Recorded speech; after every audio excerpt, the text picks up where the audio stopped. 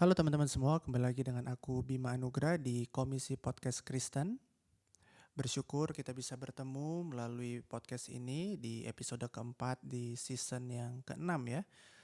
Episode keempat, dan kali ini kita akan bersama-sama membahas tentang satu topik dari Mazmur 139, yaitu tentang kemahatauan Allah dan bagaimana itu, kalau aku sebutnya, bertemu atau melebur dengan cinta kasih Allah itu ya.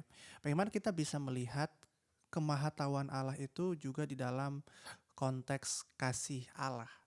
Tentu kita tahu bahwa Allah tidak bisa dipisah-pisah begitu ya, tetapi memaknainya sebenarnya menarik begitu. Kalau kita lihat di 139 ini, Mazmur 139, kita melihat ada hal yang ditonjolkan di sana, yaitu tentang Allah yang Maha Tahu, tapi kita tahu Allah yang Maha Tahu ini juga penuh kasih begitu. Dan inilah yang ingin aku bagikan, bagian yang juga minggu lalu aku khotbahkan di Gemim Kristus Manado, di gereja tempat aku melayani saat ini, yaitu tentang, sekali lagi, the all knowing God. Teman-teman bisa cek videonya, rekaman khotbahnya di channel The Westminster Room. Dan mari kita melihat mendalami Mazmur 139 ini, sembari teman-teman bisa buka terlebih dahulu, baca, soalnya aku nggak akan baca lagi ya bagian Mazmur 139 ini. Nah teman-teman, kalau teman-teman baca, setidaknya di ayat yang pertama, ayat yang kedua, ayat yang ketiga, Allah itu disebutkan, dijelaskan oleh pemazmur itu adalah Allah yang Maha Tahu. Dia mengetahui apa yang kita lakukan, dikatakan di sana duduk atau berdiri. Dia mengerti pikiran kita dari jauh, alias ya pikiran kita, isi hati kita. Dan dikatakan sesungguhnya semuanya telah kau ketahui. Sesungguhnya semuanya telah kau ketahui, di ayat yang keempat. Nah menariknya, yang aku tangkap dari bagian ini adalah, yang menurutku menarik adalah ketika Allah mengetahui hidup kita luar dalam seperti ini ya, apa yang kita lakukan, apa yang kita pikirkan. Menariknya di ayat yang kelima dikatakan, pemazmur mengatakan, dari belakang dan dari depan engkau memagari aku dan engkau menaruh tanganmu ke atasku. Di tengah segala kemahatauan Allah akan hidup kita, kita tahu bahwa kita ini orang berdosa loh. Di dalam kemahatauan Allah itu dia tahu seharusnya kita berdosa, bukan?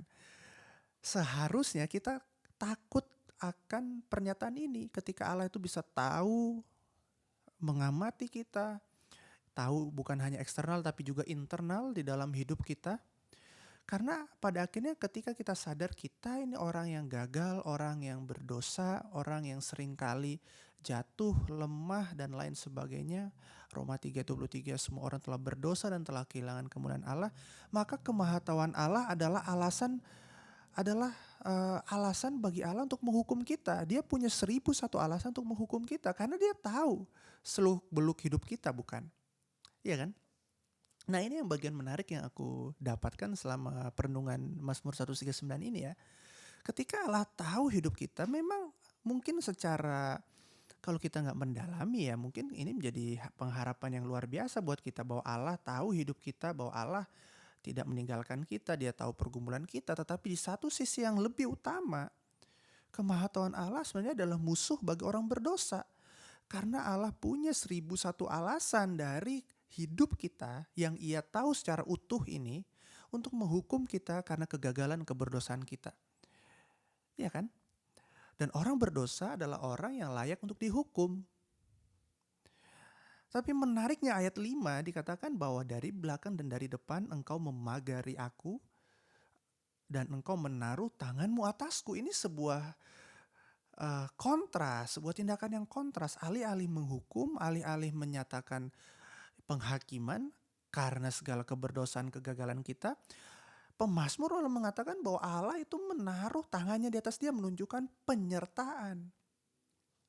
Dia memegang tangan kita, kalau dikatakan di ayat yang ke-10 ya, tanganmu akan menuntun aku dan tangan kananmu memegang aku. Allah tidak jijik dengan orang yang segagal dan sebobrok aku dan kamu. Nah ini bagian yang menurutku luar biasa menarik, luar biasa deep, juga dalam sekali. Bahwa di dalam kemahatauan Allah, Ia tetap memilih untuk menyertai kita, memilih untuk berkenan kepada kita.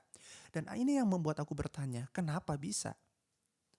Kok bisa Allah tetap melakukan itu di dalam segala kemahatauan, bahwa Ia tahu segala keberdosaan, kebobrokan, kejelekan kita? Dan inilah yang membawa aku pada bagian perenungan dari Roma 5, teman-teman ya. Teman-teman juga bisa buka Roma 5. Ini aku lagi buka ya. Kisah para Rasul ya, Roma 5 ayat yang ke-8, teman-teman. Di sana dikatakan, Roma 5 ayat 8, namun Allah menunjukkan kasih-Nya kepada kita dalam hal ini. Ketika kita masih berdosa, Kristus telah mati untuk kita. Teman-teman, ketika kita masih berdosa, ada kata masih berdosa, Kristus telah mati untuk kita. Dan aku percaya alasan Allah tetap mengasihi kita walaupun Dia sudah tahu kejelekan, kebobrokan kita, semata-mata adalah karena karya Kristus, teman-teman. Dan Kristus dikatakan dengan jelas di sini, Dia tahu kita masih berdosa, tetapi Dia tetap memilih untuk mati bagi kita. Maka inilah yang aku sebut tadi sebagai kemahatauan dan kasih Allah itu menyatu, melebur dengan luar biasa indah, yang akhirnya membuat kita punya pengharapan di dalam kelemahan, kegagalan kita. Teman-teman, Tuhan Yesus itu tidak mati dengan pemahaman yang kosong. Dia seolah-olah Dia tidak tahu kepada siapa Dia mati, seolah-olah Dia nggak tahu umat yang Dia tebus. Tetapi dikatakan di Roma 5 ayat 8 dengan jelas Dia sudah tahu kita ini berdosa. Tetapi Dia tetap memilih untuk mati bagi kita. Dan inilah keindahan Injil, teman-teman. Inilah Injil Yesus Kristus itu, kabar baik. Kabar buruknya apa? Dia tahu hidup kita, Dia tahu kegagalan kita, tapi Dia tetap memilih untuk menyertai kita bukan karena kuat dan gagah kita, tetapi semata-mata karena karya Kristus, pilihan Kristus di tengah segala kemahatauan Dia, di tengah Dia ketahui bahwa orang berdosa itu begitu jahat, begitu bobrok, begitu melawan Allah. Tetapi di dalam semua kondisi itu Tuhan memilih untuk tetap mati berkorban bagi orang berdosa. Inilah basis penerimaan Allah, teman-teman. Inilah dasar kenapa kita masih disertai di dalam kegagalan dan kelemahan kita. Karena segala kegagalan dan kelemahan, keberdosaan itu sudah ditanggung oleh Yesus Kristus di atas kayu salib. Sehingga kita yang gagal tidak dilihat sebagai orang gagal. Kita yang berdosa tidak dilihat sebagai orang berdosa. Tapi kebenaran Kristus itulah yang ditransfer kepada kita. Sehingga kita bisa dibenarkan di hadapan Allah. Bukan sekali lagi karena kebenaran kita, tapi karena kebenaran Kristus itu yang ditransfer, diimputasikan kepada diri orang percaya melalui iman. Bukan perbuatan baik. Inilah yang membuat aku akhirnya melihat bahwa di dalam kelemahan Allah tahu. Tapi marilah kita tidak lari daripada Dia ya. Seringkali dalam kelemahan yang mungkin Allah sudah tahu gitu, dan akhirnya membuat kita berpikir begini, untuk apa aku datang kepada Tuhan? Aku terlalu kotor, terlalu jijik. Aku takut datang kepada Dia. Iya kan? Dia udah tahu isi hatiku, Dia udah tahu hidupku seperti apa. Bukankah ini menakutkan? Tapi menarik kata-kata dari Ambrose dari Milan. Ini seorang bapak gereja, Ambrose of Milan ini, dia mengatakan begini, "The Lord knows all things, but He waits for your words. Not that He may punish, but that He may pardon." Allah sudah tahu segala sesuatu, tetapi Dia menantikan pengakuan kita kepada Dia. Bukan supaya Dia menghukum kita, tetapi supaya Dia mengampuni kita. Teman-teman, kata-kata ini luar biasa dalam dan sepertinya sangat cocok dan pas dengan perenunganku di Mazmur 139 ini ya. Bahwa seringkali kemahatauan Allah memang membuat kita takut. Karena Allah tahu dan kita telanjang di hadapan Dia. Tapi Allah di dalam Kristus meminta kita dan menunggu kita untuk mengaku di hadapan Dia, mengatakan, "Tuhan, aku ini orang berdosa, aku butuh Engkau. Tuhan, aku ini orang lemah, aku butuh pertolongan-Mu." kata-kata kita untuk datang berserah kepada Dia bukan supaya kita dihukum olehnya, tetapi oleh karena Kristus kita diampuni dan mendapatkan kasih karunia itu. Teman-teman, marilah kita dari pemaknaan firman ini ya, Mazmur 139, marilah kita datang dan tidak lari daripada Tuhan. Buat teman-teman yang lagi bergumul hari ini melihat ya keberdosaannya, aku juga sering gagal, hidupku juga ya sebagai seorang hamba Tuhan juga sering gagal. Mungkin teman-teman juga ada dalam posisi ini ya, posisi di mana merasa begitu bobrok, begitu jahat di hadapan Tuhan, dan oleh karena itu lebih baik larilah sekalian daripada Tuhan. Teman-teman ingat, Dia menunggu kata-kata kita.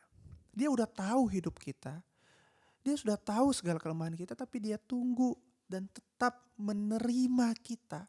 Ingat ayat 5 tadi ya, Dia menaruh tangan kita, artinya Dia mau tetap menyertai kita dalam segala kelemahan kita. Sekali lagi, bukan karena baik dan gagahnya kita, sempurnanya kita, bukan karena diri kita juga seolah-olah berharga, tetapi sekali lagi semata-mata karena Kristus yang berharga itu, yang telah mati bagi kita yang tidak berharga ini. Itulah alasan bagi kita orang berdosa untuk tetap datang kepada Tuhan dan meminta anugerahnya itu dicurahkan di dalam hidup kita yang lemah. Karena itu teman-teman, biarlah perenungan singkat ini di episode yang keempat ini menolong kita sekali lagi untuk melihat hidup kita di dalam segala kegagalan kita. Terima kasih telah mendengarkan episode kali ini. Mungkin cukup seperti ini dulu teman-teman. Sampai jumpa di episode Komisi Podcast Kristen selanjutnya. Dadah, Tuhan memberkati.